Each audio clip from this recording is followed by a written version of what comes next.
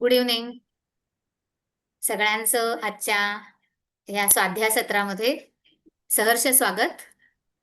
आपण सीतायन घेऊनच पुन्हा आज सत्र सुरू करत आहोत. सीतायनमधले जे प्रश्न आहेत त्यातले पहिले 2 प्रश्न आज ताई त्याबद्दलचं मार्गदर्शन करणार आहेत. तर आपण शुभांगी ताईंचं या सत्रामध्ये जोरदार स्वागत करूया. ताई, welcome and over to you. Thank you. धन्यवाद. सगळ्यात पहिल्यांदा महातार बाबाजी, नित्यानंद बाबा आणि वासुदेवानंद सरस्वती महाराज यांना कोटी कोटी प्रणाम. आपल्या सगळ्यांना नमस्कार. काही ज्यांना शक्य आहे त्यांनी व्हिडिओ सुरू केलं तर बरं होईल, कारण माझ्यासमोर फक्त काही चेहरेच नाहीयेत. तेव्हा थोडंसं मला मदत करा की काही व्हिडिओ सुरू केले तर बरं होईल, म्हणजे मी व्यक्तींशी बोलते असं मला थोडंसं जाणवेल. थँक्यू. आपण सीतायन मला वाटतं बऱ्याचपैकी लोकांनी वाचायला सुरुवात केली असेल, त्यांचे झाले असतील वाचून.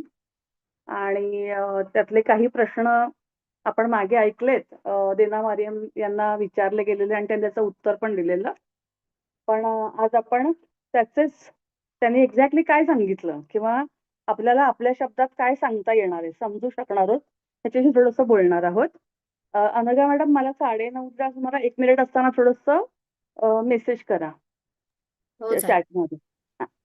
त्यांचा पहिला प्रश्न असा होता की मीनाक्षी बद्दल तुम्हाला कसं समजलं, किंवा देना मारियम यांना हा प्रश्न विचारला गेलाय की तुम्हाला मीनाक्षी बद्दल कसं कळालं, किंवा तुमचं सीतामाई बरोबरचं कनेक्शन, किंवा सीतायन हे पुस्तक लिहिताना, म्हणजे अनटोल्ड स्टोरी ऑफ सीता हे पुस्तक लिहिताना तुम्हाला कुठून इन्स्पिरेशन मिळालं, तुम्हाला कसं वाटलं ते लिहावं म्हणून.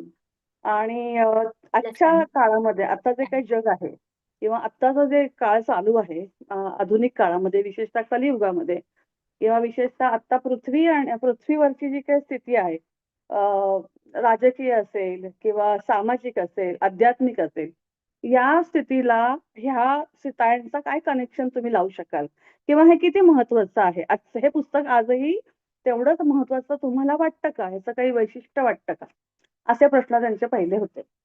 तर ह्याचा पहिला पार्ट आपण आत्ता घेऊ आणि दुसरा भाग याचा जो आहे या प्रश्नाचा तो आपण 9:30 नंतर घेऊया. खरं म्हणजे हा जो पहिला प्रश्न जो विचारलाय की हे कसं तुम्हाला कळलं, तर जर तुम्ही पुस्तक वाचलं असेल तर त्याच्या शेवटच्या भागामध्ये, शेवटच्या प्रकरणामध्ये हे सगळ्याची उत्तरं त्यांनी खरं म्हणजे दिलेली आहेत. त्यांचं असं म्हणणं आहे की ही माझी जी यात्रा आहे सीतायनची, अनटोल्ड स्टोरी ऑफ सीताची, ही काही खरं खूप काळापूर्वी, म्हणजे काही दशकांपूर्वी सुरू झाली, जिथे मला मध्ये मध्ये ध्यानामध्ये असे काही प्रसंग दिसायचे. अचानकपणे काही घटना दिसायला लागायच्या आणि त्याच्यामध्ये मग माझे काही म्हणजे माझे काही जन्म मला तिथे दिसायला लागले. असे तुकड्या तुकड्यांनी मला सगळं ते दिसायला लागलं. मागचा जन्म विशेषतः मला एकदम दिसायला लागला आणि त्याच्या वर्षभर आधी मला साधारणपणे 7 ते 8 जन्म दिसायला लागलेले होते. हे कंटिन्युअस व्हिजन्स मला येत होते आणि हे 7-8 जन्म मी पाहिले, अक्षरशः मी ते जगले. ह्याच्यातून मला एक गोष्ट लक्षात आली की मला का दिसतायत, ह्याचा उपयोग मला काय आहे. तर ह्याच्यातून मला कार्मिक काही गोष्टी शिकायच्या होत्या की काय मी चुकलं. जसं आपण सीतायनमध्ये पाहिलं, मीनाक्षीचे वडील तिला कसं शिकवत होते, तू कसं काम केलं पाहिजे, कुठलंही काम छोटं किंवा मोठं नाहीये. अशा अनेक प्रसंग आपण ऐकलेले आहेत, वाचलेले आहेत. आणि हे सगळे कार्मिक गोष्टी ज्या पुढच्या जन्मात जेव्हा ती अनुसूया म्हणून येते, म्हणजे ती उदाहरण म्हणून सांगते की अनुसूया म्हणून जेव्हा ती जन्मते तेव्हा सुद्धा तिला काम करावंसं वाटत असतं. छोटं छोटं काम, एखाद्या त्या काळात समजलं जातं की हे सेवकांचं काम आहे, हे तुमचं काम नाहीये. तिच्या वडिलांना आवडायचं नाही की ती काम करते, छोटी छोटी कामं, स्वच्छता करण्याची किंवा नोकरानी करावी अशी म्हटली जाणारी कामं ती करत होती. हा एक कार्मिक इम्पॅक्ट असतो आपल्यावरती, प्रभाव झालेला असतो. तर असे अनेक वेगवेगळे आपल्या पण आयुष्यामध्ये जर आपण आपल्या स्वतःच्या पर्सनल आयुष्याबद्दल जर अभ्यास केला तर आपल्या पण लक्षात येईल की अशा काही कार्मिक गोष्टी आपल्यामध्ये पण असतात. काही स्वभाव आपला असतो. काही गोष्टींची भीती असते, काही गोष्टी कारण नसताना आवडतात. खरं म्हणजे आसपास तशी परिस्थिती नसते, वातावरण तसं नसतं, तरी सुद्धा तुम्हाला ती गोष्ट आवडत असते किंवा नाही आवडत असते, काहीही. किंवा एखाद्या गोष्टीची भीती वाटत असते किंवा एखाद्या गोष्टीचा खूप कॉन्फिडन्स येत असतो. ह्या सगळ्या कार्मिक गोष्टींचा संबंध याशी असतो. आणि हेच देना मॅडम असं म्हणतात, की त्यांनी ठरवलं, की हे 7-8 जन्म जे त्यांनी पाहिले, तर त्यांना असं लक्षात आलं, की ह्याच्यातून मला कार्मिक गोष्टी मला हे दिसतात आणि ह्याच्यातून मला शिकायचंय काहीतरी. कारण हा माझा पुनर्जन्म झालेला आहे. आणि हे पुनर्जन्म अशासाठी होतो, की मागच्या जन्मात जे राहून गेलंय, जे शिकायचं राहून गेलंय, जे इच्छा राहून गेल्यात, जी सायकल कंप्लीट करायची आहे, तेव्हा ते मला पूर्ण करण्यासाठी मला हे सगळं दिसतंय. आणि म्हणून ते जाणून घेण्याचा प्रयत्न त्यांनी यावेळेला त्या काळामध्ये केला. याच काळामध्ये त्यांनी global peace initiative for women ही एक संस्था स्थापन केली. आणि त्या संस्थेअंतर्गत त्यांनी आजच्या जगामध्ये धर्म कसा समजून घ्यायचा या विषयावरती त्यांनी वाराणसी येथे त्यांचं एक पूर्ण जगातले लोक आले होते संदर्भात कॉन्फरन्ससाठी. तिथे यांनी ह्या विषयावरती प्रबंध आपला किंवा आपला पेपर रिसर्च पेपर वाचून दाखवला. आणि वाराणसीला आल्यानंतर अर्थातच त्यांना अयोध्येला जायची इच्छा होती. आणि मग त्यांनी अयोध्येला त्या गेल्या. ते त्या असं म्हणतात, की मी जेव्हा अयोध्येला जाण्याच्या ट्रेनमध्ये जशी बसले, रेल्वेमध्ये जशी बसले, तसं मला असं खूप वेगळं वाटायला लागलं होतं. जसं काही मी एका मागच्या काळातच गेलीये कुठेतरी. ते कळत नव्हतं, पण असं वाटत होतं, की मी कुठे मागे मागे चाललीये, असं ते त्यांना जाणवत होतं. आणि जरी त्या विशीमध्ये होत्या, तेव्हा त्यांनी वाल्मिकी रामायण वाचलेलं होतं. राम आणि सीतेची त्या भक्ती करत होत्या. तेव्हा त्यांना असं वाटत होतं, की मला तर राम, सीता आवडतात. मला माहिती मी वाचले राम, सीता. परंतु आता त्यांना वाटायला लागलं, की रामाबद्दल किंवा सीतेबद्दलचं खरं आपुलकी वाटणं म्हणतो, भक्ती वाटणं म्हणजे काय? हे त्यांना आत्ता जाणवलं. हे आत्तापर्यंत त्यांना ही व्यक्तिगत जाणीव कधीच नव्हती. आणि मग त्याच्यानंतर त्या गेल्या काश्मीरला. काश्मीरवरून मग त्या लडाखला गेल्या, श्रीनगरला गेल्या, जम्मूला गेल्या.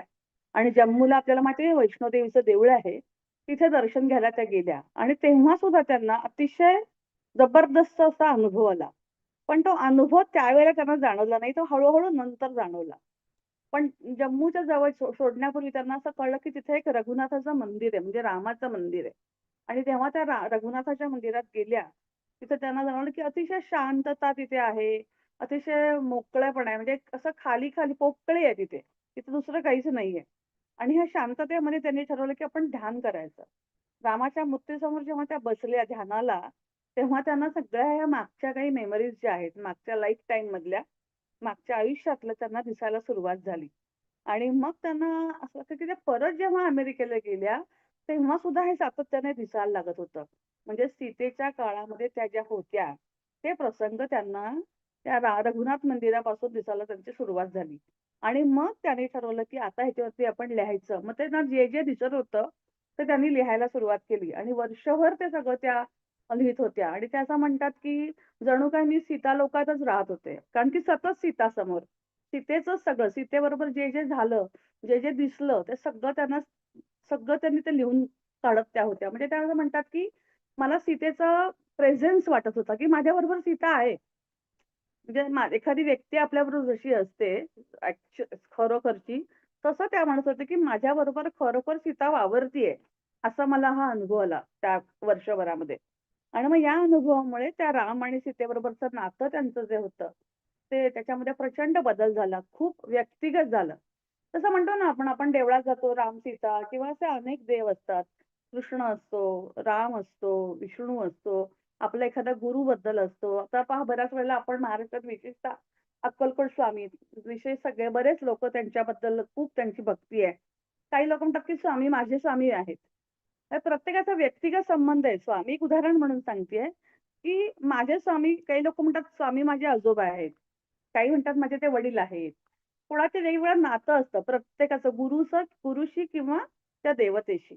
तसं या म्हणतात देना मारियम, की असं माझं राम आणि सीताबरोबरचं पर्सनल व्यक्तिगत नातं जोडायला सुरुवात झाली. म्हणजे त्या दररोजच्या आयुष्यामध्ये ते दोघं जण जे माझ्या आयुष्याचा भाग होते.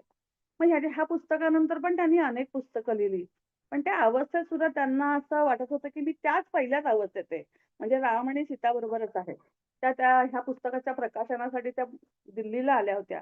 पण त्यावेळेस सुद्धा त्यांना पुन्हा वाटायचं, की मला श्रीरामच जाणवतायत. जास्त श्रीराम जाणवतायत. श्रीराम मला जास्त दिसतायत. आणि तेव्हा त्यांचं असं विचार आलं, की मला श्रीराम किती वेळा स्वप्नात दिसले. पण सीतामाता अशा स्वप्नात नाही दिसली किंवा असं खूप त्यांच्याशी माझं जवळीक नाही आलेली. आणि त्या क्षणी त्यांना स्वप्नामध्ये सीतामाता पण दिसली. आणि मग तिनी असं म्हणतात, की सीतामाता त्यांना बागेत घेऊन गेली. पुन्हा एकदा ते सीतायन म्हणजे सीतालोकात, सीतायुगामध्ये त्या गेल्या. सीतालोकात गेल्या आणि त्यावेळी त्यांनी सीतेशी संवाद सुरुवात केली करायला पुन्हा एकदा. आणि ते फक्त ध्यानातच व्हायचं असं नाही. ते असं म्हणतात, मी काही काम करत असताना, कुणाशी बोलत असताना, अगदी स्वयंपाक करत असताना सुद्धा मला सातत्याने सीता दिसतीये आणि मग ती मला काय-काय सांगायची त्यावेळी मी नोट्स काढायला लागायचे. म्हणजे काम करत असताना सुद्धा मी त्याच्या नोट्स काढत होते, असं त्यांचं म्हणणं आहे. तर अशा रीतीने हे पुस्तक ह्या पद्धतीने ते आलं. जो प्रश्न पहिला विचारायला गेला, की कसं तुम्हाला इन्स्पिरेशन आलं? तुमचं सीतेशी कसं कनेक्ट झालं? सीतांचं मीनाक्षीशी तुम्हाला कसं कनेक्ट झालं? ह्या प्रश्नाचं त्यांचं हे उत्तर आहे. त्याचा दुसरा पार्ट त्यांनी जो सांगितलाय, की आत्ताच्या काळामध्ये ह्याचा काय संबंध आहे? तुमचा ह्या पुस्तकाचा खरं पाहिलं तर आत्ताचा काळ जो आपण म्हणतो, की हे तर त्रेतायुगातला काळ आहे आणि आता आपलं कलियुग चाललेलं आहे. मग ती गोष्ट सीतेने शिकवलेल्या गोष्टी ज्या आहेत, त्या आत्ताच्या काळात सुद्धा ॲप्लिकेबल आहे का? त्याचा काय संबंध आहे? तेव्हा त्यांनी खूप सुंदर त्याच्यामध्ये उत्तर दिलंय, की ते म्हणतात, की अ, आपल्याला सीतेने काय शिकवलंय, की सीता जेव्हा अ, पुन्हा एकदा जेव्हा ती तिच्या लव आणि कुश साठी यांच्या वेळेस ती प्रेग्नंट होती, त्यावेळेस ती अरण्यात गेली होती. आणि तेव्हा लोकांना असं वाटलं, की सीता निघून गेली किंवा सीतेला रामाने पाठवून दिलंय किंवा आत्तापर्यंत आपण जे काही अ, रामायणामधल्या गोष्टी ऐकल्या, त्या अशाच स्टोरी ऐकलेली, की सीतेला रामाने पुन्हा एकदा पाठवून दिलं. राजवाड्यातून काढून टाकलं, अशा ह्यानी. परंतु आपण सीतायणमध्ये पाहिलं, की ती स्वतःहून तिथे गेली होती. त्याची कारणं सुद्धा आपल्याला माहिती आहे. तेव्हा लव आणि कुश यांना खऱ्या अर्थाने शिक्षण द्यावं. त्यांना झाडांचं ज्ञान व्हायला पाहिजे, वनस्पतींचं ज्ञान व्हायला पाहिजे. त्यांना पक्षी, पशु यांच्याबद्दल माहिती पाहिजे, त्यांची भाषा कळायला पाहिजे. ग्रह-ताऱ्यांची भाषा त्यांना कळायला पाहिजे. या सगळ्या गोष्टींसाठी सीता त्यांना इकडे घेऊन गेली होती. आणि म्हणून पुन्हा असा एक उल्लेख आहे, की सीता जरी राजवाडा सोडून जरी गेली असली, तरी तिने लोकांशी संपर्क बंद केलेला नव्हता. तिच्याकडे सातत्याने लोकं काही विचारण्यासाठी, तिचा सल्ला घेण्यासाठी सातत्याने ते येत होते. आणि म्हणून सीतेने कधीच तिचं हे सोडलेलं नाहीये. लोकांशी बोलणं किंवा शिकवणं हे कधीच सोडलेलं नाहीये. तेव्हा तिची आई तिला असं म्हणते, की तुला मी इतकं चांगलं आता आयुष्य मिळालेलं आहे. राजवाटली सुख आहेत. तुला नोकर-चाकर आहे, तर त्यांना तुझ्याकडे पाठवू का? तेव्हा सीतेने अर्थातच नाही म्हणून तिला सांगितलेलं होतं. पण त्यात तिच्या आईने अजून एक गोष्ट सांगितली पहा तुम्हाला आठवत असेल तर, की तिने सांगितलं, की मिथिलेमध्ये जी माणसं जन्माला होती आधी आलेली, त्यांनी आता नवीन आयुष्य घेतलंय आणि ते पुन्हा नवीन जन्म घेऊन अयोध्येमध्ये आलेले आहेत. हे वाक्य जे आहे, या दुसरा जो पार्ट आहे प्रश्नाचा, त्याचंच कनेक्शन आहे, की हे इथे पुन्हा का आले असतील? सीतेच्या बरोबर पुन्हा म्हणजे सीता पुन्हा वनवासाहून आली परत. त्याच्यानंतर हे नवीन ही सगळी लोकं ही अयोध्येला का आली? तर ह्याच्यामध्ये लीना मरियमनी खूप सुंदर पद्धतीने ते मांडलंय. मी प्रयत्न करते ते सांगण्याचा तुम्हाला, की तिचं असं म्हणणं आहे, की त्रेतायुगामध्ये मध्ये जो तिथून पुढे जो पार्ट येतो, तो आहे, की कॉन्शियसनेस बदललेला आहे आता. म्हणजे जेव्हा सीता आणि राम यांनी अवतार घेतले, तर एक खूप त्यांच्याबरोबर मग ॲडव्हान्स आत्मे पण परत यायला लागले. त्यांनी त्यांचं स्वतःचं कार्मिक जी जर्नी होती, ती त्यांना पूर्ण करायची होती. हे खूप महत्वाचं त्यांचं काम होतं आणि म्हणून सीता आणि राम यांनी त्यांना एक अपॉर्च्युनिटी दिली, एक संधी दिली, की आपल्या कार्मिक गोष्टी पण पूर्ण व्हाव्यात. म्हणजे अमिताची गोष्ट आपल्याला माहिती आहे, की अमिताने काय केलं होतं. सर्वसामान्य बायका असून सुद्धा त्यांनी सीतेच्या संरक्षणासाठी, तिच्या मदतीसाठी म्हणून प्रार्थना सुरू केल्या होत्या. हे झालं त्यांचं कार्य. पण मग त्यांचं हे कार्याला किंवा कार्मिक गोष्टींचा पूर्ण विराम देण्यासाठी किंवा ते कार्मिक घेणं आहे, ते परत देण्यासाठी सीतेने आपण पाहिलं, की तिने आपल्या गळ्यातला हार जो रत्नाचा हार आहे, आईने दिलेला, तो पुन्हा ग्रॅटिट्यूड म्हणून, कृतज्ञता म्हणून ते व्यक्त करण्यासाठी परत दिलेला आहे. अशा अनेक गोष्टी आहेत, की ज्या प्रत्येक व्यक्ती त्यासाठी पुन्हा-पुन्हा जन्मली. मीनाक्षीचं लग्न होणार नव्हतं, तिला इच्छा होती लग्न करायची. पण वडिलांच्या इच्छेसाठी तिला लग्न करता आलं नाही. सीतामाला त्यांच्या राजवाड्यात असलेला जो घोड्यांना सांभाळणारा, जनावरांना सांभाळणारा जो एक अतिशय चांगला आणि गुणी मुलगा होता, किरण. तर सीतामातेची इच्छा होती, की त्या मुलाने हिच्याशी लग्न करावं. ही इच्छा पुढच्या जन्मात, कारण मीनाक्षीला पण लग्न करायची इच्छा होती. पण वडिलांच्या इच्छेमुळे किंवा त्या भीतीमुळे ती लग्न नाही करू शकली. पण ते कार्मिक पुन्हा ती सायकल तिने दुसऱ्या जन्मात पूर्ण केलेली आपल्याला दिसते. कारण तोच मुलगा पुन्हा अमिताच्या घरी तिचा नातू म्हणून जन्माला आलाय. तर ह्या सगळी कार्मिक सायकल्स पूर्ण करण्यासाठी सुद्धा राम आणि सीतानी काम केलेलं आपल्याला दिसतं. रामानी जसं सांगितलं, की नवीन युगाची सुरुवात तेव्हा झालेली. म्हणजे ज्यावेळेला राजा सगळे निर्णय घेणार होता, अशा वेळेला हळू-हळू दश दशरथ दशरथ राजे जनक राजांनी हे शिकवलं रामाला, की आता यापुढचं आयुष्य, यापुढचं जीवन समाजामध्ये हे राजापेक्षा छोट्या-छोट्या ग्रुपमध्ये म्हणजे गावांमधल्या लोकांनी एकत्र येऊन निर्णय देण्याचं युग व्हायला पाहिजे. छोटं-छोटं प्रशासन तयार व्हायला पाहिजे आणि हे प्रशासनाची स्थापना करण्यासाठी राम आलेला आहे. पुन्हा नवीन पद्धतीचं सिव्हिलायझेशन उभं करणं, न्यायव्यवस्था उभं करणं, हे काम रामाने केलेलं आहे. आणि म्हणून हे सगळं बदल करण्यासाठी राम आणि सीता आलेली आहे. म्हणजे प्रत्येकाच्या कार्मिक, पर्सनल सुद्धा म्हणजे व्यक्तिगत कार्मिक बदल आणि कलेक्टिव्ह म्हणजे पूर्ण समाजामधले सुद्धा बदल, हे दोन्हीही लेव्हलला मदत करण्यासाठी राम आणि सीता यांनी हा अ, अवतार घेतलेला आहे. म्हणजे जेव्हा आपण हे बघा कृष्णाचं ऐकतो, यदा यदा ही धर्मस्य ग्लानिर्भवती भारत, ह्याचा ह्या अर्थीने एक वेगळा भागी कॉन्शियसनेस जेव्हा बदलतो, तेव्हा कोणीतरी कुणाच्या रूपामध्ये हे सगळ्या गोष्टी पुन्हा रिएस्टॅब्लिश करण्यासाठी येतो आणि समाजाला मदत करतो. आपल्याला व्यक्तिगत पातळीवरती अर्जुन दिसतो, की त्याला मदत केलीये. पण यदा यदा ही धर्मस्य किंवा हे गीता ही फक्त अर्जुनासाठी सीमित नाहीये. तर ती संपूर्ण जगाला मिळालेली गोष्ट आहे. किंवा ती ते बक्षीस आहे असं आपण म्हणूया. तर एकूण आत्ताची स्थिती मग असा प्रश्न आहे, की मग आत्ताच्या स्थितीमध्ये काय उपयोग आहे का या सीतायनाचा? तर आहेच. कारण आत्ता नेमकी तशी स्थिती निर्माण झालेली आहे, की आपण कलियुगाच्या शेवटाला आलेलो आहोत. आणि यावेळेला जो पूर्ण कॉन्शियसनेस जो आहे, फ्रिक्वेन्सी वाईज जर बघितलं, तर व्हायब्रेशन वाईज बघितलं, तर प्रचंड बदल त्याच्यामध्ये झालेला आहे. परंतु आपल्याला आपली मानसिकता मात्र मागच्याच काळातली झालेली आहे. म्हणजे पहा, की गेल्या 10-15 वर्षामध्ये टेक्नॉलॉजीमध्ये जो बदल दिसतो, तो बदल ह्या 10 वर्षात खूपच झालेला. त्याच्या आधी हे बदल होत होते, पण त्याचं फ्रिक्वेन्सी किंवा त्याची जी म्हणूयात फास्ट एवढी होत स्पीड त्याचा फार कमी होता. पण आता तो स्पीड प्रचंड वेगात झालेला आहे. आणि आता तर तुम्ही म्हणाल, की आता आपल्यासमोर असलेली 5-10 वर्षाची मुलं सुद्धा मोबाईल खूप सहजपणे हाताळतात, जर तुम्ही बघितलत तर. मोबाईल हाताळतात, लॅपटॉप सहज हाताळतात. त्यांना स्मार्ट टीव्ही फार पटकन समजतो कसा ऑपरेट करायचा. पण 40-50च्या पुढच्या लोकांना हे थोडंसं अवघड जातं. जातं की नाही? आणि त्यांना iPhone काहीच वाटत नाही, की हां, ठीक आहे iPhone पटकन ते हातातून सुरू करतात. आपल्याला ते शिकावं लागतं, की कसं दाबायचं, कुठे दाबायचं, काय करायचं?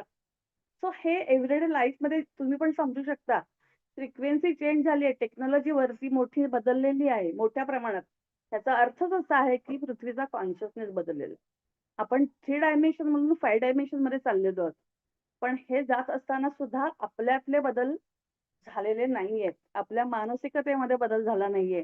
आपण परिस्थितीप्रमाणे बदलायला तयार नाही आहोत. आपण जुने जे आपल्यामध्ये झालेले संस्कार आहेत, जुन्या ज्या पद्धती आहेत, म्हणजे याचा अर्थ असा नाही की जुनं टाकून द्या, नवीन घ्या, असं म्हणायचं नाहीये.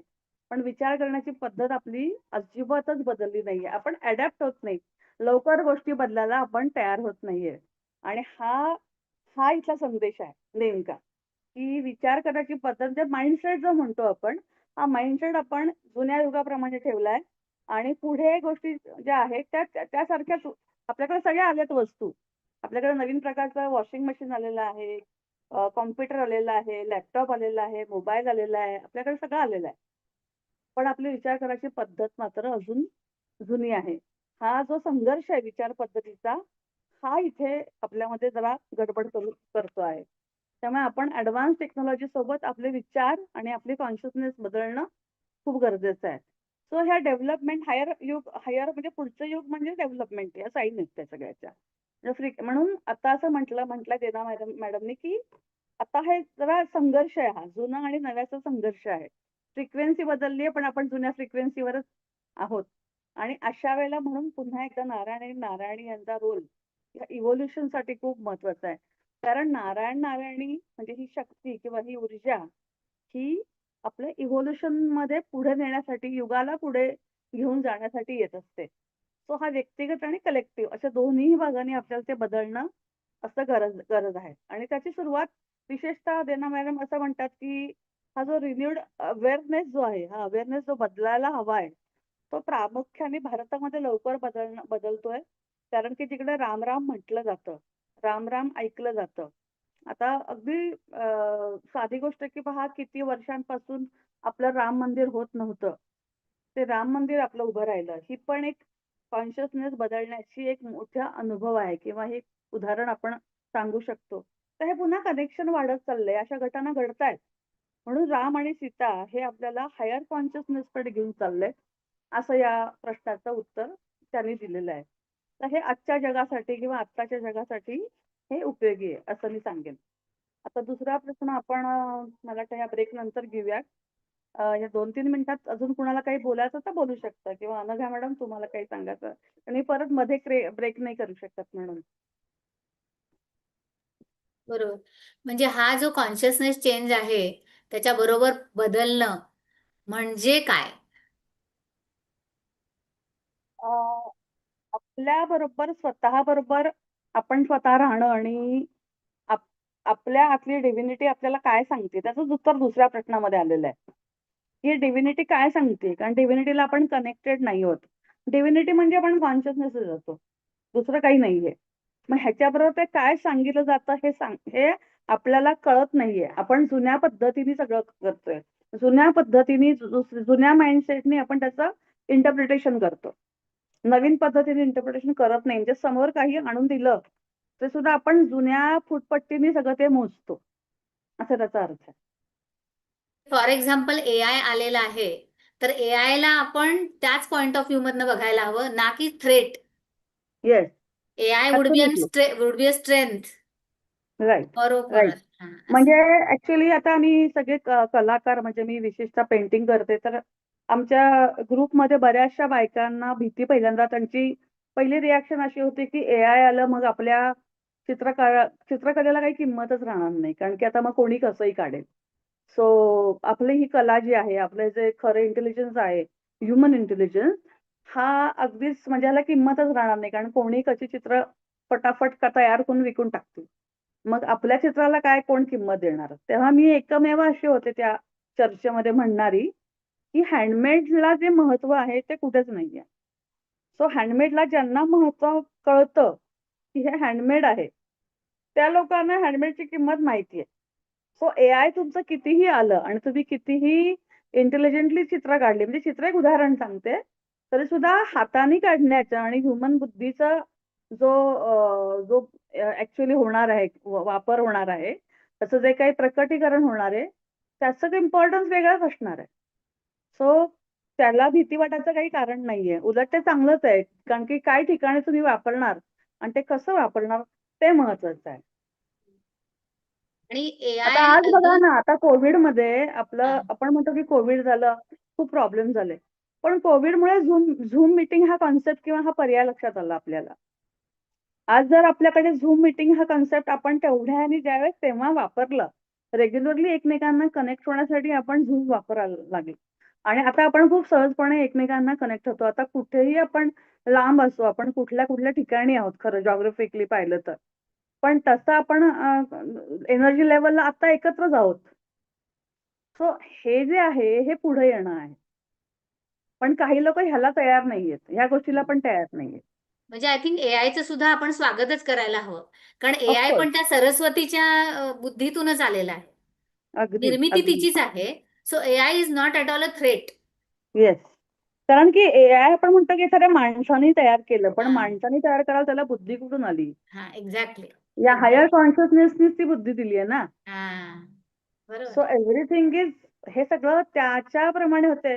शिवाजी महाराजांच्या काळात एआय आला नाही. शिवाजी महाराजांच्या काळात व्हॉट्सअप ग्रुप नव्हता. हा, शिवाजी महाराजांच्या काळामध्ये मेल नव्हता. म्हणजे 300 वर्षापूर्वी जर म्हटलं की तुला मी एका मिनिटात दाखवते मी काय करते ते. हा.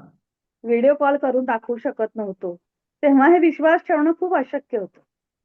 पण आता हे होतंय आणि ते खूप सहज होतंय. सो हा जो 5D मध्ये 5D मध्ये चाललेला भाग आहे. पण त्याबरोबर काय होतंय, की आपण ह्या सायन्समुळे इतकं अति कॉन्फिडंट झालोय, की रिलेशनशिप आणि प्रेम आणि माफ करणं किंवा ह्या सगळ्या ज्या सद्भावना आहेत, ज्या हायर कॉन्शियसनेसच्या आहेत, त्या आपण विसरून चाललेलो आहोत.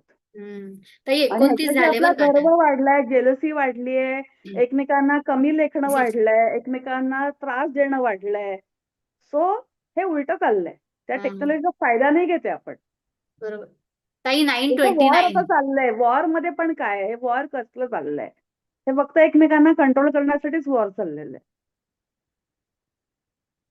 हं, म्हणजे संकल्पना जुनीच आहे ना. रावणाने हेच केलं होतं सेम, की त्याला सगळ्या पृथ्वीवरती कंट्रोल हवा आहे.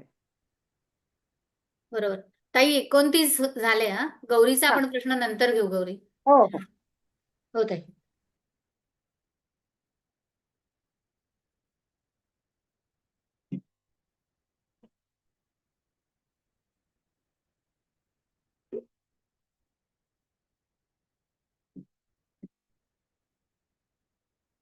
या पुस्तकाबद्दल दुसरा प्रश्न जो विचारला गेला तो पण एक खूप सुंदर प्रश्न आहे. त्याच्यात असा प्रश्न विचारलाय, की मला वाटतं सगळ्यांचं ध्यान सगळे खाली आले असतील असं वाटतंय मला. असा उल्लेख आहे, की सीतामाता ध्यानाच्या एका अतिशय उत्कट अशा अवस्थेत गेली होती. लग्नापूर्वीचा तिचा तो प्रसंग आहे, की जेव्हा ती अरण्यात गेली कुणाला न सांगता आणि जवळ-जवळ 1 दिवस 24 तासापेक्षा जास्त काळ ती ध्यानामध्ये होती आणि अशा वेळेला तिच्या वडिलांनी तिला खाली आणण्याचा प्रयत्न केला. तिला ध्यानामध्ये शोधण्याचा प्रयत्न केला, की ती कुठे गेली? पण ती सापडली नाही. ऋषींना त्यांनी बोलावलं. त्यांनी काही मंत्र म्हणाले, तरीही ती खाली आली नाही. मीनाक्षी तिला तिला ती ती पण अनेक दासी आल्या होत्या. मीनाक्षी पण तिथे होती आणि येत असताना तिच्या पायाला म्हणजे परत एकदा जनकाला सांगण्यासाठी जाताना तिच्या पायाला अ, लागलं ठेचकाळून आणि तो पाय तिचा मुरगळला.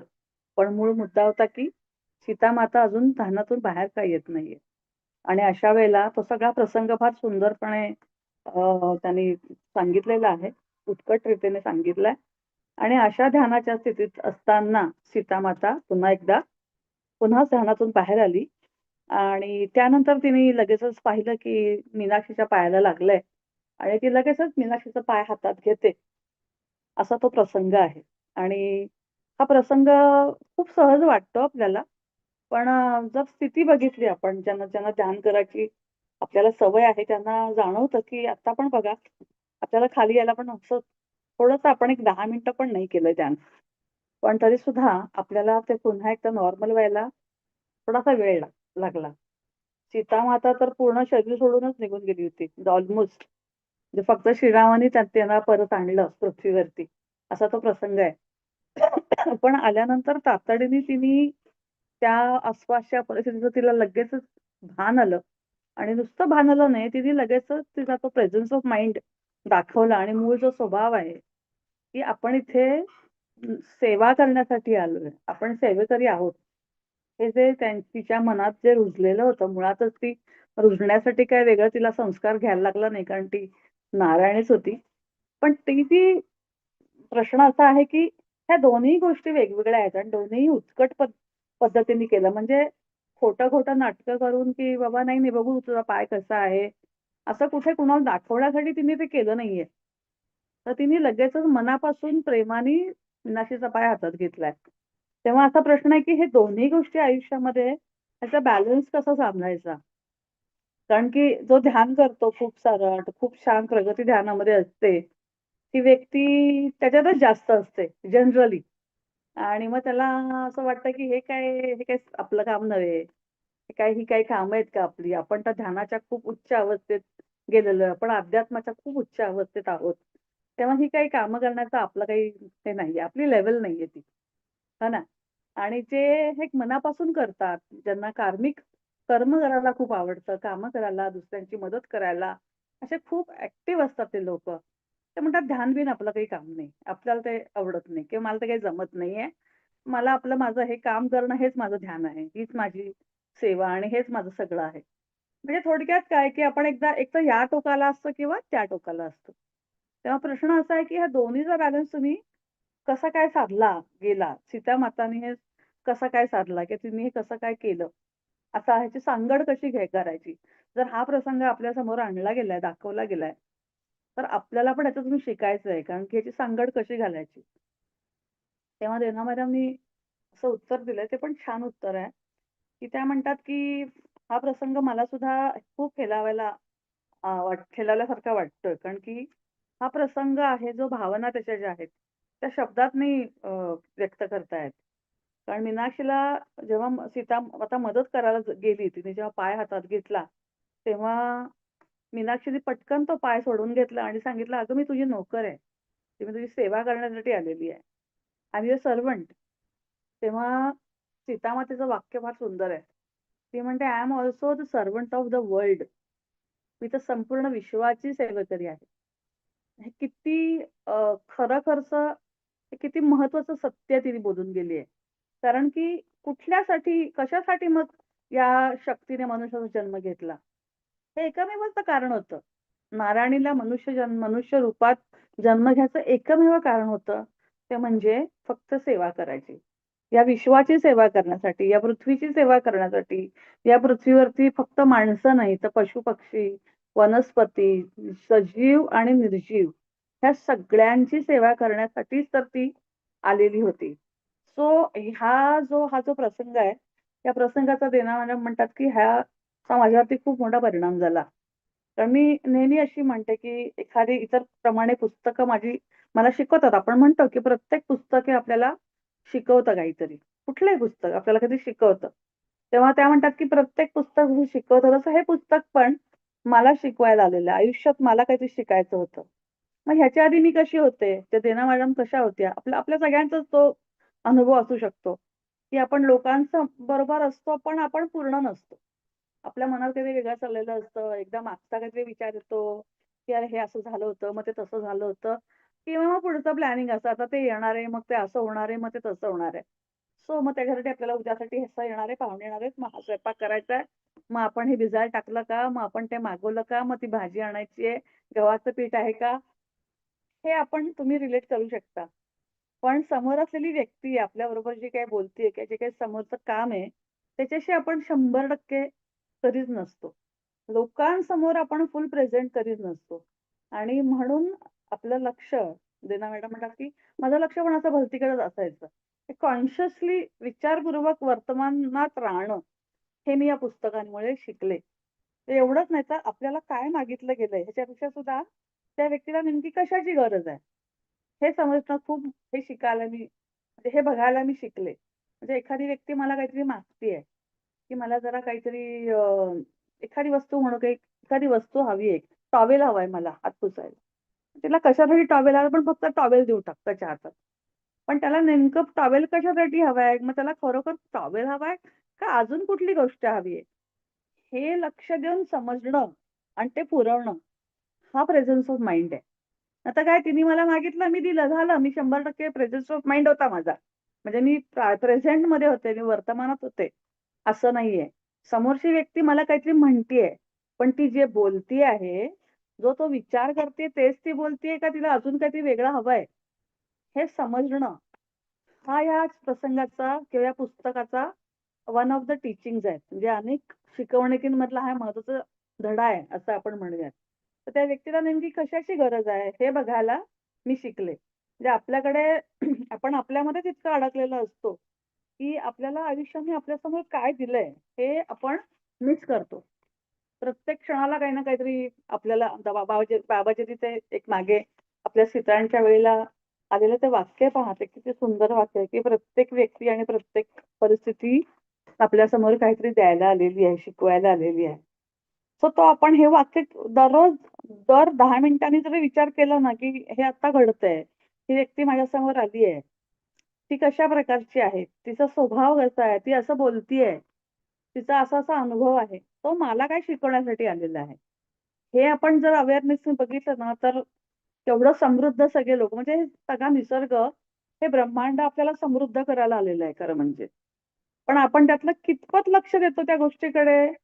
आपण स्वतःमध्ये असतो आणि स्वतःमध्ये पण असतो असं नाहीच आहे. म्हणजे स्वतःला कनेक्ट पण नसतो. तेव्हा आपण वेगळीकडेच असतो आणि मग जेव्हा मृत्यूची वेळ येते तेव्हा असं वाटतं की मी जगायचं राहून गेली आहे. मला हे माहीतच नाहीये, हे मी विचारलंच नाही. मी ह्याच्याबद्दल हे बोललेच नाही. हे माझं मी व्यक्तच केलं नाही. मला हे सांगायचं होतं हे मी सांगितलंच नाही. त्यावेळेला ही व्यक्ती माझा मुलगा माझ्याशी हे बोलत होता पण त्याला उत्तर दिलं नाही. त्याच्यासमोर मी लक्षच घातलं नाही. असे अनेक क्षण आजही आपण आठवले, की काय आपलं राहून गेलंय, जे हातातून निसटून गेलंय. अजूनही वेळ आहे कारण अजूनही आत्ता तरी अजून आपल्या हातामध्ये आपल्याकडे श्वास आहेत असं म्हणायला हरकत नाही. तर जेवढे श्वास आहेत त्या श्वासांचा वापर करून घ्यायचा. मी नेहमी असा विचार करते, मला हे फार पूर्वी लक्षात आलं त्यामुळे मी असा विचार करते, की एक क्षणभर विचार करायचा, की मला हात नाहीयेत, पाय नाहीये, श्वास घेता येत नाहीये, स्पर्श करता येत नाहीये, मला वास घेता येत नाही, मी पाहू शकत नाहीये. ही स्थिती असणार ना जेव्हा आपली कर्मेंद्रिय आणि ज्ञानेंद्रिय जाणार आहेत सगळी. जेव्हा आपण शरीर सोडणार तेव्हा मला कुणाशी बोलायचं मी बोलू शकणार आहे का? नाही. मला कुणाला स्पर्श करायचा आहे. मी कुणाला करू शकते का? नाही. एखादी वस्तू हातात घेऊन बघायची आहे, मी करू शकते का? नाही. मला काही छान बघायचंय, बघू शकते का? नाही. तर मग प्रत्येक गोष्ट जी समोर आली आहे, तिला 100% प्रेझेंटली बघणं, वर्तमानात बघणं आणि 100% त्याला न्याय देणं, हे आपलं खरं आयुष्य आहे आणि हे सांगण्याचा इथे प्रयत्न आहे. आणि ही सीता मातेने दिलेली खूप महत्वाची शिकवण आहे. झालं ते ध्यान झालं, ती उच्च अवस्थेला गेली, तिला श्रीरामाने परत खाली आणलं. तो भाग झाला. आता ती खाली आली आहे.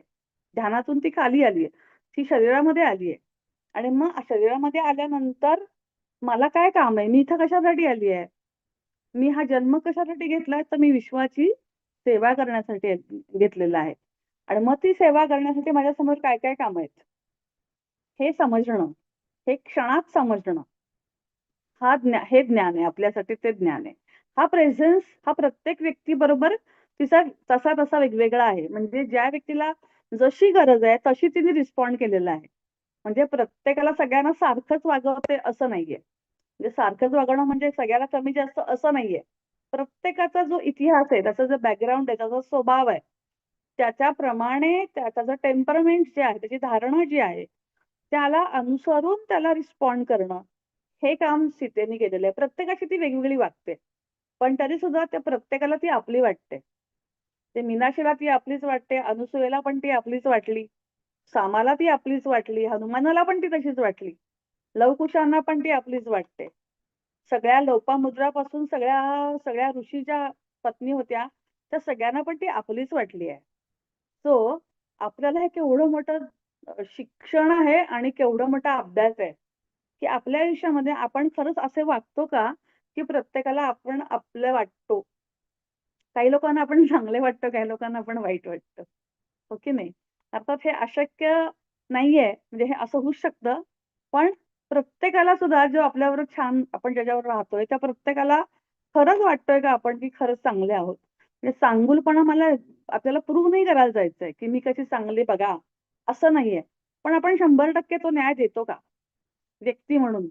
हा इथे शिक्षणाचा भाग आहे.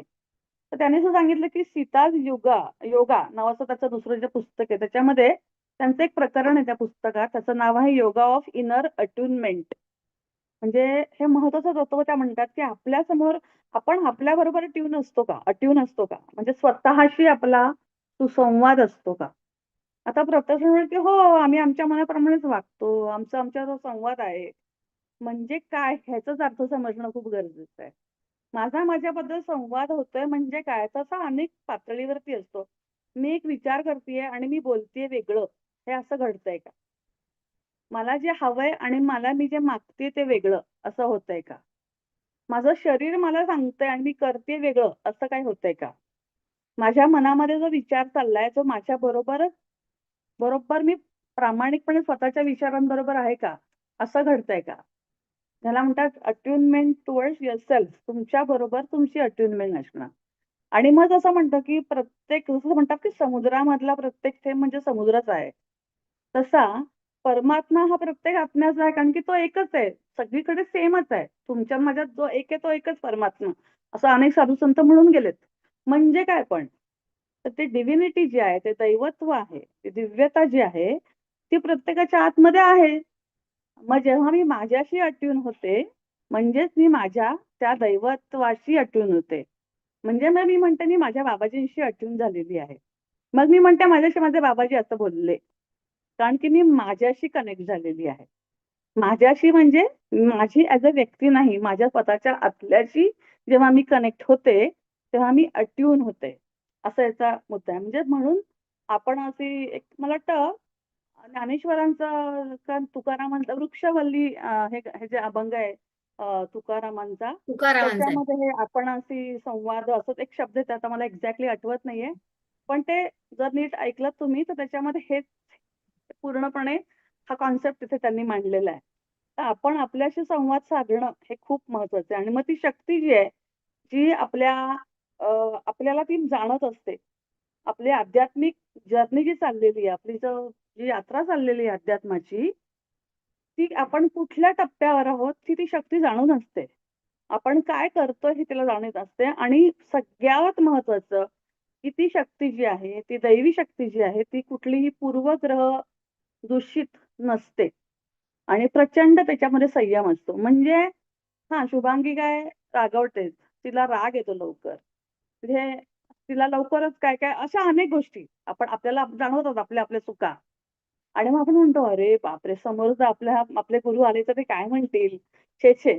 मी लोकांना तर खूप सांगते असं वागा आणि तसं वागा." पण आपल्याला माहिती असतं की आपण जेव्हा वेळ येते तेव्हा अशा चुका करतो. आपल्यामध्ये असे 1, 2, 3, 4, 10 असे अनेक दोष आहेत. आणि मग तेव्हा आपण म्हणतो, आपण आपल्या गुरूंना हे कळणार का? कळलं तर कसं होईल? कळलं तरचा प्रश्नच नाही. त्यांना माहीतच आहे. आणि स्टिल देन ही लव्हज अस. ही जी दैवत्व आहे, ही जी डिव्हिनिटी आहे, तेव्हा आपण कनेक्ट होतो, ती डिव्हिनिटी आपल्याला जाणवत असते. आणि ती त्याच्यामध्ये हे पण संयम असतो, की ही बदलणार आहे आणि त्याला बदलायला सुद्धा ती योग्य तेवढा वेळ देते. भरपूर वेळ असतो. तसं असं म्हणतात, ते बाबाजी असं म्हणतात, इन जनरल पण असं म्हटलं जातं, की प्रत्येकाला रिव्हील आहे. तुम्हाला सांगितलं, की तुम्हाला हे उजव्या रस्त्याला जो रस्ता आहे, तो गेलात की तुम्ही तुमच्या डेस्टिनेशनला पोहोचणार आहात. हे तुम्हाला सांगितलं गेलंय. पण तुम्ही म्हणाल, "नाही, मला नाही असं वाटत आहे पण. मला असं गॅरंटीच नाही, की मला असं वाटतंय मुळातच." पण मला असं वाटतं, मला असं वाटतं मी डाव्या साइडनीच जायला पाहिजे. काही हरकत नाही. आपले सद्गुरू, आपले जे डिव्हिनिटी किंवा आतला आवाज किंवा काय ज्याला तुम्ही नाव द्याल, तर ठीक आहे. तुम्ही डाव्या मार्गाने जा. काहीच प्रॉब्लेम नाहीये. रिव्हील आहे आपल्याला सगळं. सो त्याच्यामध्ये मला ह्या गेल्या 6 महिन्यात अजून एक खूप छान स्वतःला जाणीव झाली ती, की प्रत्येक वेळेला आपल्याला स्वतःला ना असं एक कॉम्प्लेक्स येतो, की मग काय होईल? मग मी असं चुकलं तर काय वाटेल? आणि मग मी फसले तर काय होईल? मी अयशस्वी झाले तर काय होईल? मग माझ्या गुरूंना काय वाटेल? वगैरे, वगैरे. पण स्लोली आणि स्टडीली मला हे रिअलाईज झालं, की ही नोज एव्हरीथिंग आणि ही एक्सेप्ट एव्हरीथिंग. नोज हा भाग ठीक आहे. पण एक्सेप्टन्स हा पण फार महत्वाचा. बघा आपण आई असतो आणि आपल्याला माहिती असतं, की आपला मुलगा गणित समजा त्याला शिकवतोय गणित आणि तो नेमका ते कुठे चुकणार आहे, हे आपल्याला माहिती असतं आईला. इथे हा चुकणार, ह्याला हा पाढा जमणारच नाहीये. आपण 5 वेळा, 10 वेळा, 15 वेळा, 20 वेळा आपल्याला माहिती आहे. यू विल अंडरस्टँड कारण तुम्ही पालक आहात म्हणून तुम्हाला पटकन रिलेट होईल. पण 20व्या 25व्या वेळा पण ते मूल जेव्हा चुकतं ना, तेव्हा आपण त्याला एक कानाखाली वाजवतोच. आपल्याला राहवत नाही. तो संयम नाही आपल्याकडे तेवढा. तो संयम या आपल्या गुरुकडे असतो, की ठीक आहे. डावीकडून जातीयेस? ओके. No problem. हा तुझा फ्री विल आहे. परत तू जेव्हा मदत मागशील मी येणारच आहे तुझ्याकडे. मग त्याला किती जन्म लागतील माहीत नाही. 10 लागतील, 100 लागतील, 500 लागतील माहीत नाही. I am there. हा जो संयम आहे ना, हा संयम हा डिव्हिनिटीचा संयम आहे. हा सद्गुरूंचा संयम आहे. आणि या सद्गुरूशी जेव्हा आपण अट्यून होतो, तेव्हा आपण हा जो भाग आहे, हा याच्यातून शिकायचा आहे. सीतायणच्या हा प्रसंगातून आणि ही देना मॅडम म्हणतात, की ही माझ्यासाठी सीता आहे. तिथे कुठे जजमेंट नाहीये. की ती वाईट आहे, ही चांगली आहे, ही तर रागवणार आहे, तिने आता चूक केलेली आहे. ती आता ह्याच्याबद्दल असं वाईट बोलली, ह्याच्याबद्दल तिने वाईट केलं, आता ह्याच्याबरोबर खोटं बोलली. जजमेंटच नाहीये. ही वाईट आहे, हे जजमेंटच नाही. हा खोटारडा आहे, जजमेंट नाहीये. आहे. आणि हीच गोष्ट एक प्रसंग आहे मंदोदरी आणि तिच्याबरोबरचा जेव्हा युद्ध संपतं, तेव्हा रामायणाचं युद्ध संपतं तेव्हा मंदोदरी पुन्हा एकदा सीतेला भेटायला येते आणि ती तिला म्हणते, की युद्धाच्या शेवटी की तू शेवटी रावणाला क्षमा केलंस का? तेव्हा सीता तिला म्हणते की क्षमा न करणं म्हणजे काय हे मला माहित नाहीये. My dear, I don't know how not to forgive. क्षमा कशी करायची नाही हेच मला माहित नाहीये. आणि हे खूप खरं खरं विधान आहे तिचं.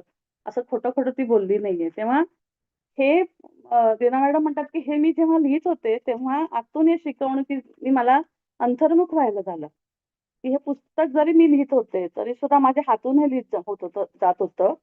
तरी सुद्धा मी स्वतः ते बघत पण होते आणि मी त्याचा अभ्यासही करत होते. जसं हा हा हा पॉइंट मला खूप रिलेट होतो, की हा बाबाजी जेव्हा ऑटो रायटिंग मध्ये मला काही देतात लिहून, तेव्हा मी लिहित असते. पण मला माहित नसतं ते शब्द काय येणार आहेत. कारण सहसा आपण जेव्हा काही लिहितो, तेव्हा प्रोसेस अशी असते, की आपण विचार करतो आणि मग आपण लिहितो. इथे माझी प्रोसेस अशी होते, की आधी लिहिणं होतं आणि मग मला वाचायला मिळतं, की काय लिहिलं गेलंय. आणि मग ते सगळ्यांसाठी तर आहे, पण त्याच्यासाठी जास्त माझ्यासाठी आहे. कारण ते मला शिकायचंय जास्त.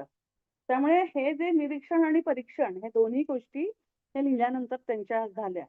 तर एकूण सीतेच्या पहिल्या पुस्तकामध्ये अनटोल्ड स्टोरी ऑफ सीतामध्ये तिने तिच्या जीवनाबद्दल सांगितलंय आणि सगळ्या वाचकांशी एक नातं तिने प्रस्थापित केलंय. आणि तिचं दुसरं जे पुस्तक आहे ते योगा, सीताज योगा म्हणून, तो त्याच्यामध्ये फोकस तिचा शिकवणीवर आहे. तिने काय शिकवायचा प्रयत्न केला तिच्या संबंध आयुष्यामध्ये आणि त्याच्याप्रमाणे ती गाईड करते, ती मार्गदर्शन करते ह्याच्यामध्ये. तर हा दुसऱ्या प्रश्नाचं उत्तर आहे.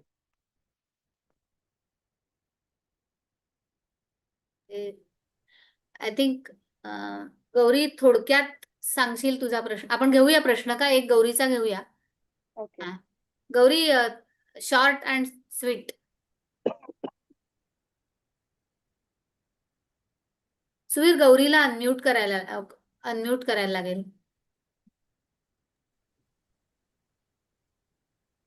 एक मिनिट हा, खूप हा हा. आय होप तुम्हाला नाही चांगला वाटला असेल किंवा पोचला असेल हे दोन प्रश्नांची हा, उत्तरं. नक्कीच नक्कीच ताई. नाही त्या नावानं तर कोण नाही पुन्हा आहे ते पार्टिसिपंट. काय म्हणताय? गौरी नावानं कोण पार्टिसिपंट नाही आहे. नाहीये का? मग ती आउट झाली असेल. आउट झाली असेल मग. आहे ना गौरी, आहे आहे आहे गौरी भट आहे. ताई खूप छान झालं, ऍक्च्युली खूपच छान वाटलं थँक्यू. ऍक्च्युली. आणि पुन्हा त्या सीतामातेच्या ऊर्जेबरोबर राहायचा एक आनंद मिळाला, असं वाटलं की तो ध्यानाचा प्रसंग पण एकदम अद्भुत आहे. हा गौरी, गो अहेड. फक्त रिक्वेस्ट आहे की शुभांगी ताई, थोडक्यात, नमस्कार. थोडक्यात हो, सांगा. Yes yes. हं, हॅलो. बोला. बोल. हा, नमस्कार ताई. मला ना एक डाऊट आहे. म्हणजे मी तर ध्यानासाठी एकदम नवीनच आहे, तर मला तुम्ही ज्या लेवलला पोहोचता ते नाही अजून फील होते. होपफुली कधीतरी होईल. पण दुसरं मला असं एक क्वेश्चन होतं, की आता तुम्ही बोलले ना की मॉडर्निटी आहे ते आपण ऍक्सेप्ट केलं पाहिजे म्हणून. पण असं ना नेहमी असं म्हणजे नेहमी असं कॉन्फ्लिक्ट असतं की एव्हरीथिंग दॅट इज मॉडर्न ना ते पटत नाही.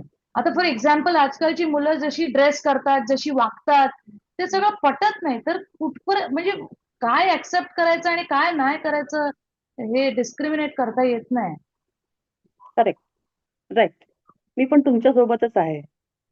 आता ह्याच्यामध्ये ह्याला मॉडर्न नाही म्हणत. कपडे बदलले म्हणजे ह्याला मॉडर्न नाही म्हणत आहे. हा म्हणजे मी वेगळे कपडे घातले, म्हणजे मी शर्ट पॅन्ट घातला म्हणजे मी मॉडर्न झाले असं नाहीये. ठीक आहे. हा ठीक आहे, या ऍडव्हान्स या झाल्याचं लक्षण नाहीये. मग आता ह्याच्यामध्ये हे तुम्हाला शांतपणे ऑब्झर्व करायचं आहे की तुम्हाला काय आवडत नाही त्याच्यातलं. काय येतं, ही आत्ताची जी पिढी आहे यांना लॉजिक आवडतं, लॉजिक समजतं. त्यांची भाषा लॉजिकची आहे. ठीक आहे.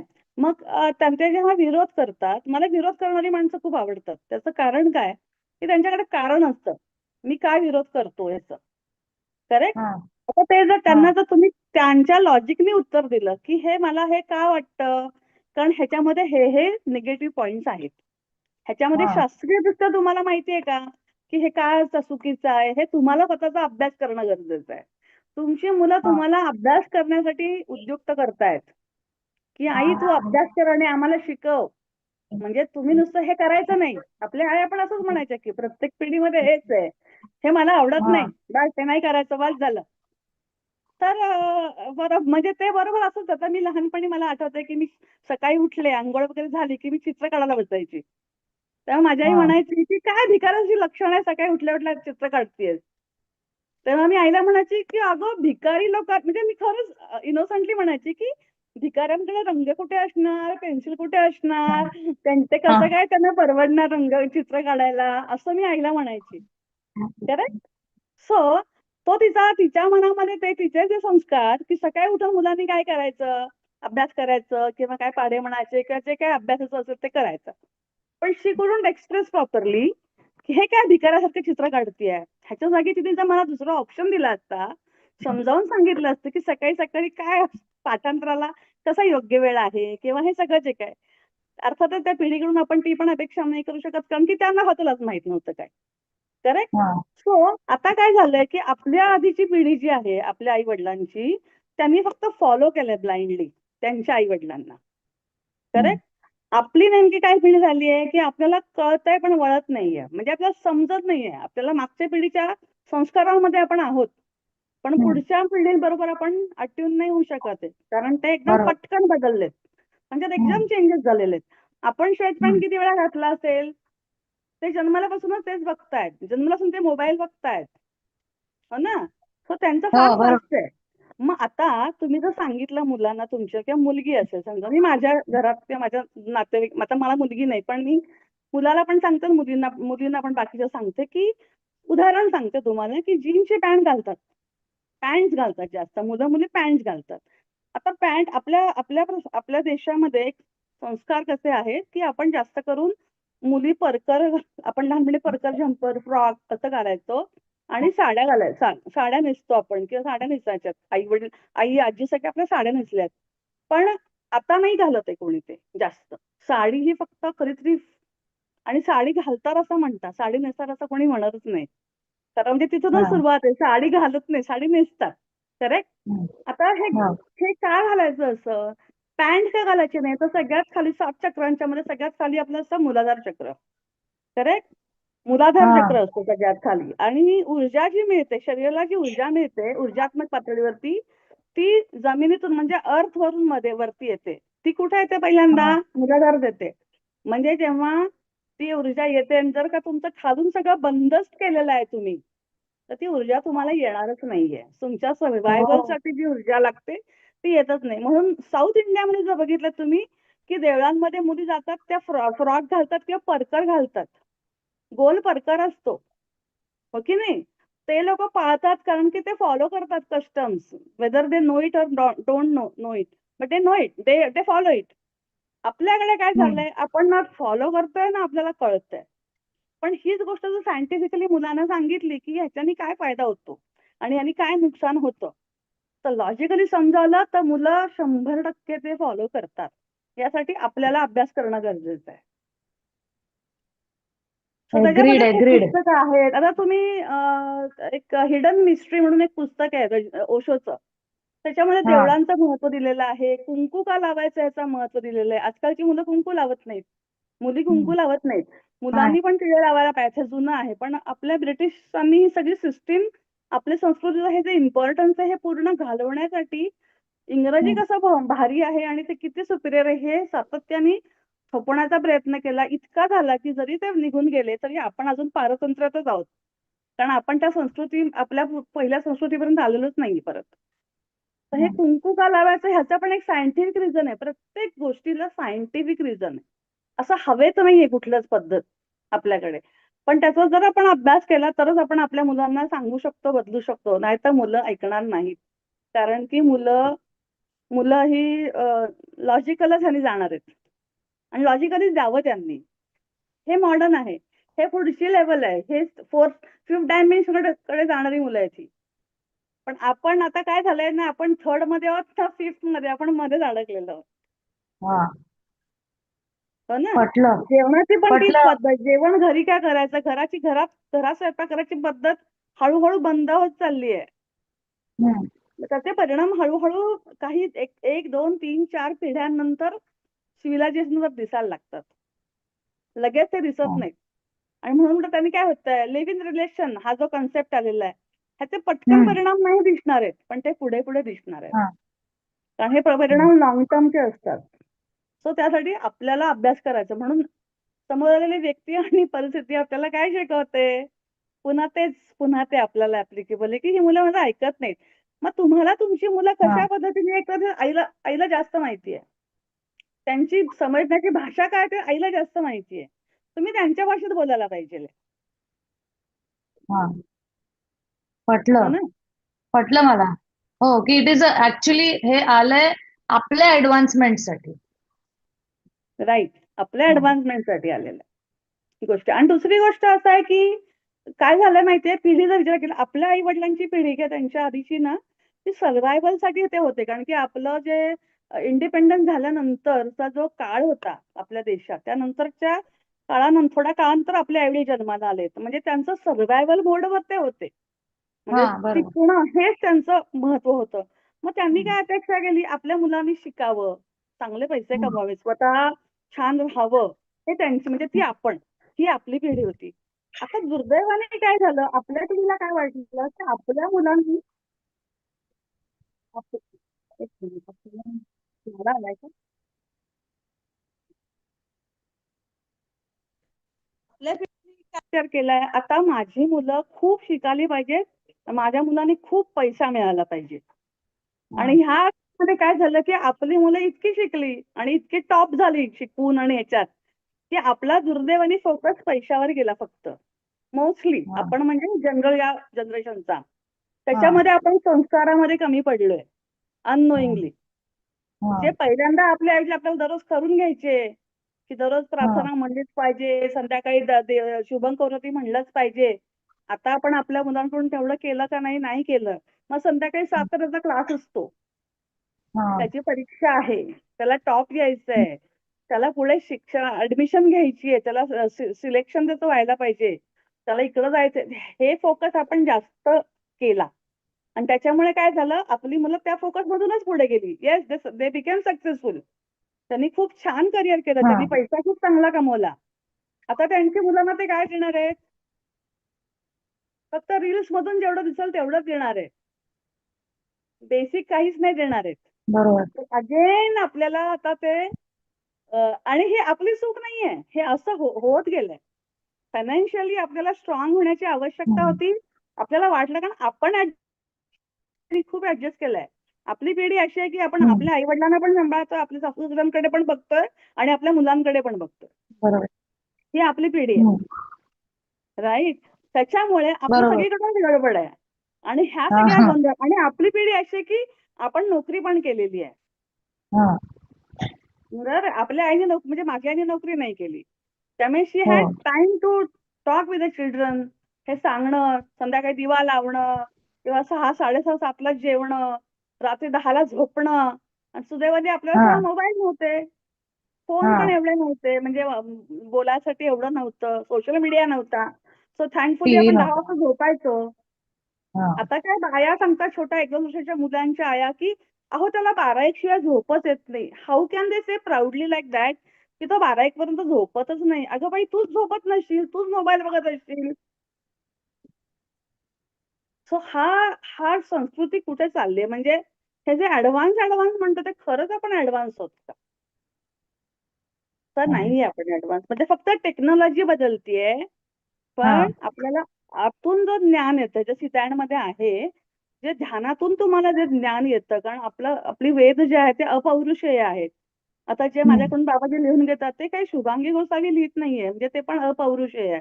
हे सगळं प्रत्येकाच्या हा. आतमध्ये आहे, पण आपण आउटवर्ड जास्त झालेलो आहोत.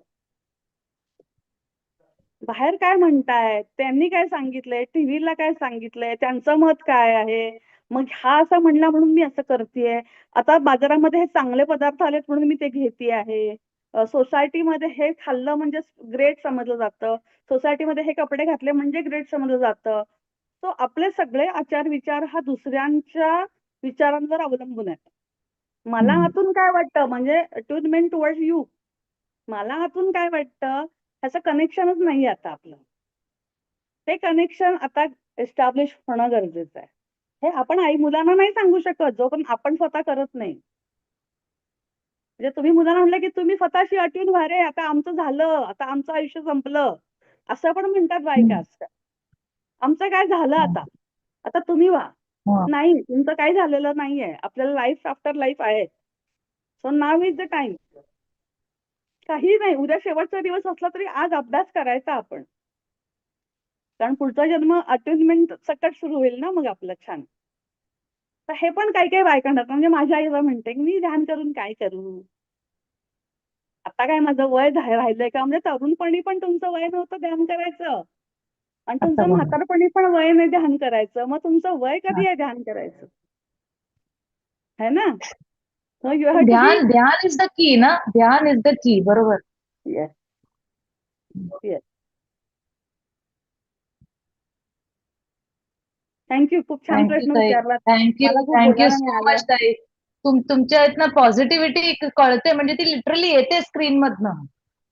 I thank you. Love listening to you and looking at you also actually. Thank you, thank you so much. Thank you. Thank you. I think आता आपण थांबूया ताई. हा, आणि सेशन खूप सुंदर झाला, आणि इतकी पुन्हा त्या सीतामातेच्या ऊर्जेमध्ये न्हावून निघालो आज पुन्हा.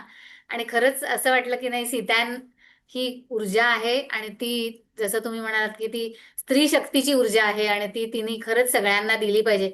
आणि सेवेचा मुद्दा तुम्ही इतका महत्वाचा हायलाईट केलात की सीतामाता जर विश्वाच्या सेवेसाठी आली आहे, सगळ्या निसर्गाच्या सगळ्यांच्या सेवे, मग आपल्याला जर कुणी काही काम सांगितलं छोटं मोठं, तर आपला अहंकार जो वर येतोय त्याला हो, हो. आपण कसं हे करायचं, हा इतका महत्वाचा मुद्दा यात मिळाला.